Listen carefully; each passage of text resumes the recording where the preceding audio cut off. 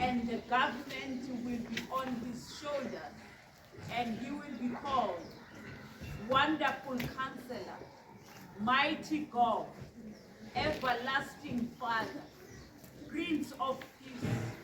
Father, I thank you for the ability of your way. May you transform our hearts and our minds. In the name of Jesus, amen. Amen.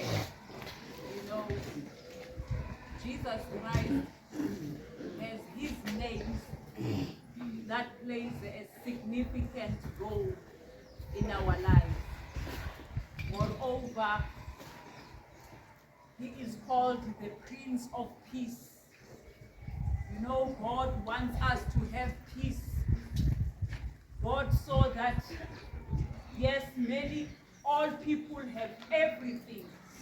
He has created the universe. He has created everything for us. But there is one thing that we lack.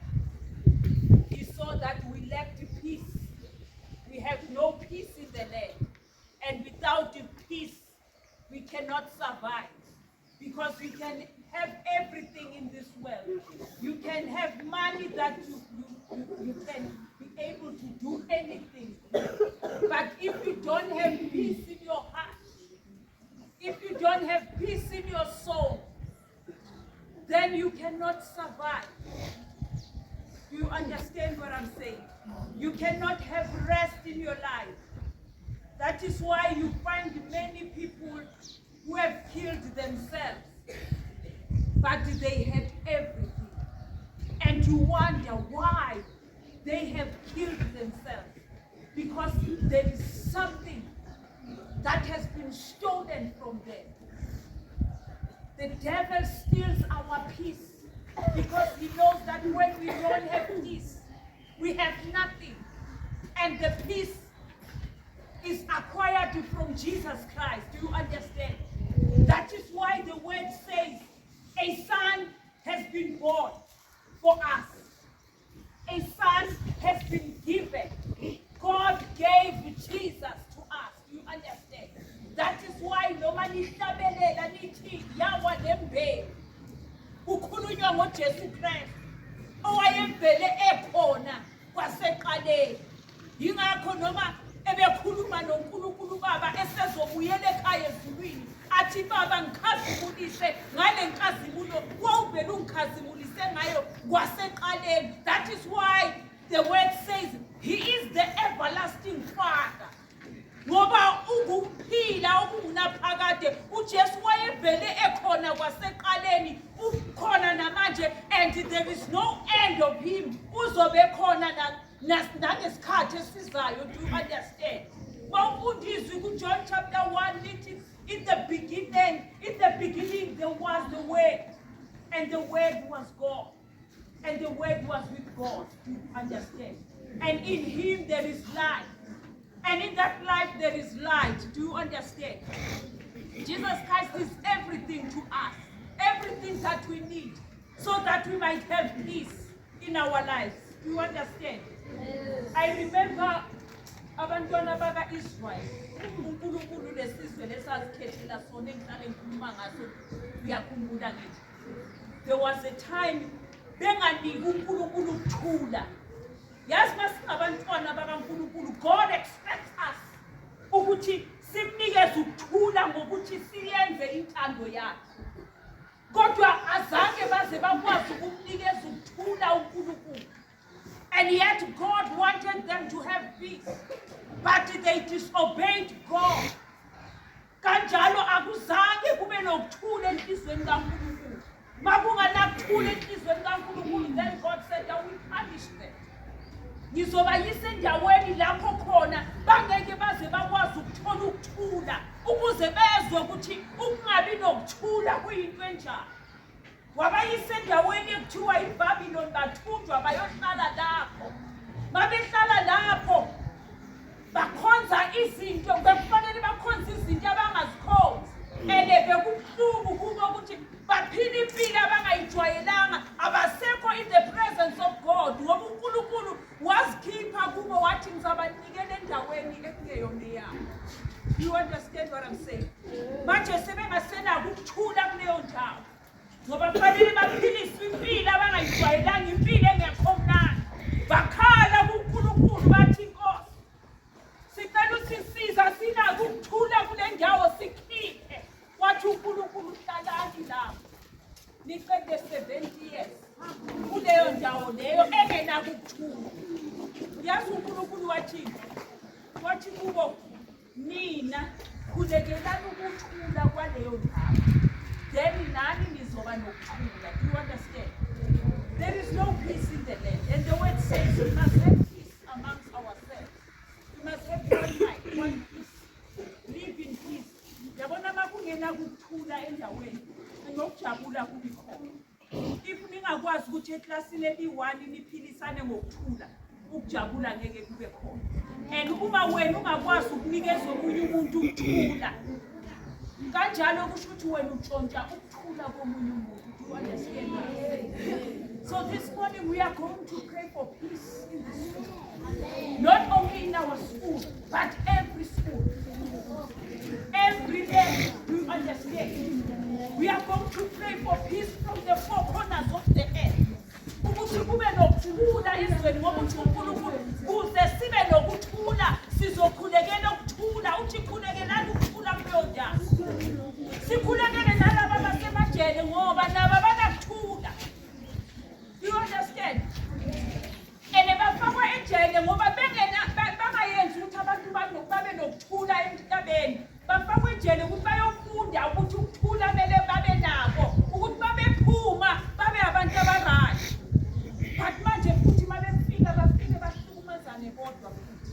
Ababi nakuthula ukuthi bayephuma uba wesi uphuma ene-embe ngokuhlukumeziwe futhi kuleya ndawo. Manje ukuthi uNkulunkulu thina masibakhulekele babe nokuthula ukuthi mabephuma bangaphinde futhi bazosihlukumeza, bangaphinde bazotshontsha abantwana, bangaphinde bazodlwengula abantwana. Do you understand? Thina ngokuthula esizokhulekela senzela ukuthi wonke umntwana avikeleke, uNkulunkulu amfihle phansi kwamaphiko akhe. Do you understand? Kube nokuthula ezweni, kube nokuthula emakhaya. Kwamanye amakhaya ukuthula kukho, umntwana akakwazi nokufunda kahle ngoba akukho ukuthula. Sizokhulekela amakhaya ukuthi kube nokuthula, bese sikhulekela abantwana ukuthi babe nepeace enhlizweni zabo, ukuze bangahluphi abothisha, ukuze nabothisha babe nokuthula. Do you understand? Yeah, nami ngifika la ngithola ukuthula, ningangihlupha ngithi. Yeah, sikhulekela ukuthula, ne? Nokuthula. Yeah, sikhulekela nokuthula.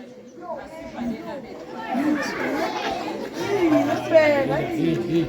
One peace in the land. There is no peace in the land. Nalaba bahlukumeza abantu.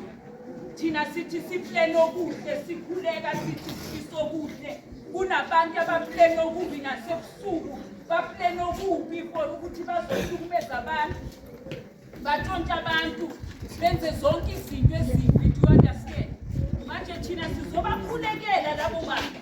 Asithi uNkulunkulu bayenze kabi, kodwa sithi Baba basize ukuthi nabo babe nokuthula, noSathane ongene kubaphume.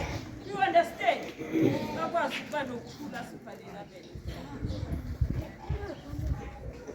One piece. Ngiyacela bantwana bami ngahlukumeza othisha, mayibathandeni.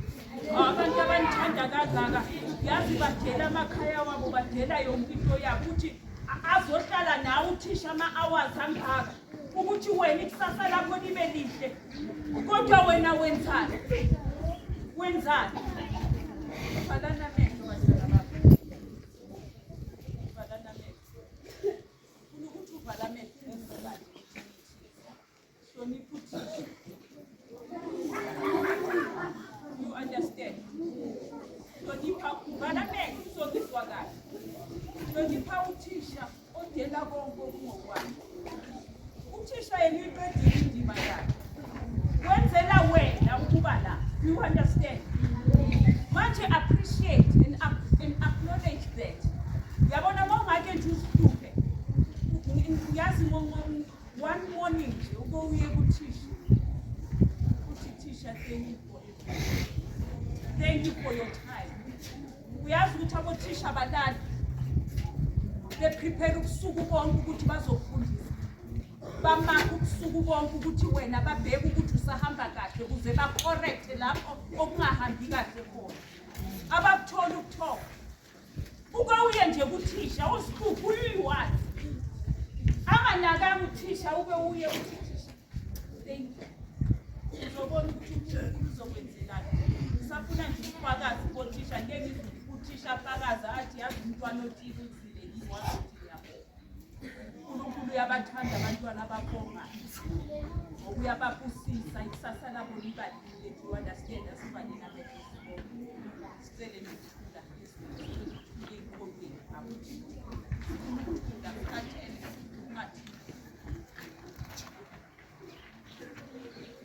uNkulunkulu Baba, uNkulunkulu Ndodana, uNkulunkulu Moya Oyingcwele. Sibonga izwi lakho. Sibonga ukuthi uyasithanda. Usasinikeza ithuba. Lokuba sicele ukuthula. Ukuthula kukaJesu Kristu. Nkosi uJesu. Sicela ungene enhlizweni zethu. Sizwe ukuthula kwakho. Ukuze sinike nabanye abantu ukuthula. Sicela ukuthula ezweni. Emhlabeni wonke. Sicela ukuthula ezikolweni. Nasemakhaya. Nasemaklasini. Sicela ukuthi sinike abothisha ukuthula. Sinike abanye abantwana ukuthula. Sisize Nkosi. Usibusise. Siyabonga. Sibonga ngeNkosi uJesu. The Prince of Peace. Everlasting Father. Almighty God. Siyabonga. In the name of Jesus. In the name of Jesus. In the name of Jesus.